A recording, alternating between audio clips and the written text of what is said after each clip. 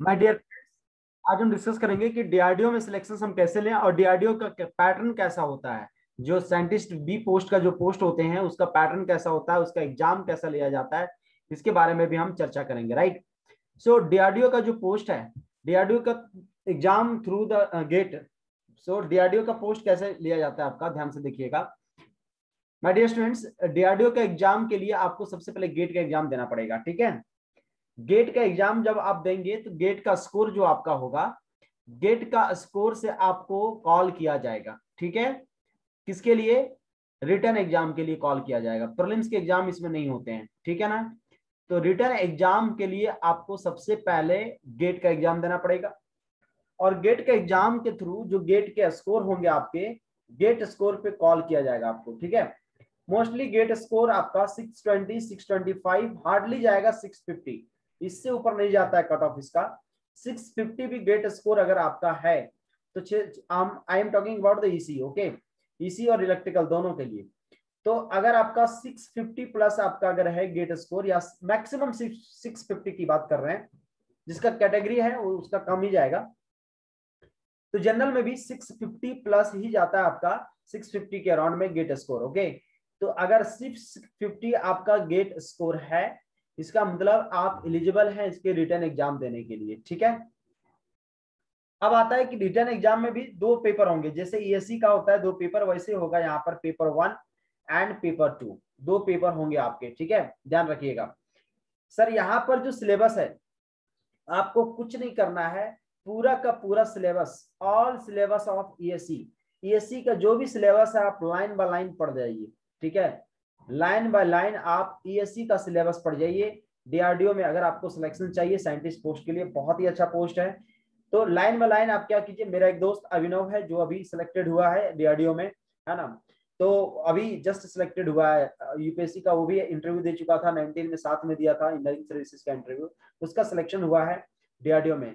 तो उसका पूरे के पूरे आप सिलेबस क्या करो, ईएससी का पढ़ो। इसलिए बोल रहा हूँ, ईएससी को फोकस हमेशा इसलिए करने के लिए बोलता हूँ आपको, ईएससी का सिलेबस इस तरह से डिजाइन किया गया है कि ऑल पीएससी में भी आपको काम आएंगे। ठीक है, थोड़ा पढ़ना पड़ता है बट काम आएंगे हर जगह। तो लाइन बाय लाइन ईएससी का सिलेबस पढ़ जाइए। ठीक है। और जिस तरह से रिटर्न एग्जाम, जिस तरह से मेंस का प्रिपरेशन करते हैं आप, ईएससी मेंस का preparation same as it is preparation कीजिए, सेम पैटर्न के होंगे, उससे इजी ही होगा क्वेश्चंस, बहुत ज्यादा टफ क्वेश्चंस नहीं रहते हैं। ठीक है, अगर आप पूरे सिलेबस को कवर किए हैं तो बहुत इजी तरीके से आप स्कोर कर लेंगे इस एग्जाम में। ठीक है, और स्कोर करके आप बहुत अच्छे से सिलेक्शन ले सकते हैं। इंटरव्यू पार्ट बहुत ही कम रहता है, उसमें वेटेज शायद 30% रहते हैं वेटेज, तो बहुत ही कम वेटेज होता है। तो आप रिटर्न में कोशिश कीजिए ज्यादा से ज्यादा मार्क्स उठाने का, और कुछ नहीं करना है।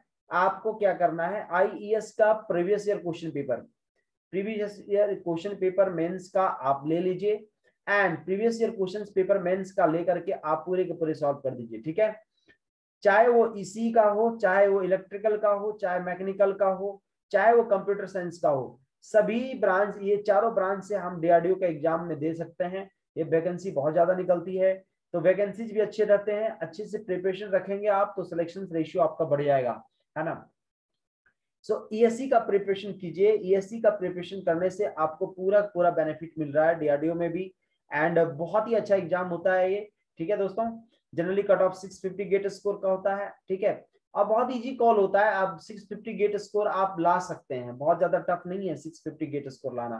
ठीक है, उसके बाद आप रिटर्न एग्जाम पे फोकस करेंगे, और रिटर्न एग्जाम पे फोकस करने के बाद जो आपका आएगा, जिस तरह से आपका मार्क्स आएगा, उस मार्क्स के अनुसार से आपको कॉल किया जाएगा। ठीक है माय दोस्त, माय फ्रेंड्स। ठीक है, तो अभी जो है मैं बैच स्टार्ट कर चुका हूँ इंजीनियरिंग सर्विसेज एंड गेट के लिए, दोनों के लिए। तो मैं बैच स्टार्ट कर चुका हूँ my dear friends, GATE and engineering services दोनों के लिए। तो जो भी इंटरेस्टेड हैं वो मुझे जो है कॉल कर सकते हैं या व्हाट्सअप कर सकते हैं। मेरा व्हाट्सअप नंबर यहाँ पर दिया हुआ है आपको। ठीक है, this is my WhatsApp number. So आप मुझे व्हाट्सअप कर सकते हैं इस नंबर पे, मैं आपको अपने ग्रुप में ऐड कर लूंगा, लाइव ग्रुप में। ठीक है, उस ग्रुप में आकर के, अभी सिग्नल सिस्टम जस्ट स्टार्ट ही हुआ है, आप पढ़ना स्टार्ट कर सकते हैं सर, एंड अच्छे से प्रिपरेशन कीजिए। मैं यहाँ पर गेट का, इंजीनियरिंग सर्विसेज का, है ना, एंड आईएएस का, आईईएस का, जितने भी तरह का पॉसिबिलिटी हो सकते हैं, ऑल सारे तरह के क्वेश्चंस पेपर को मैं ध्यान में रखते हुए आपका मैं प्रिपरेशन करवा रहा हूँ। चलिए बहुत बहुत धन्यवाद, थैंक यू सो मच।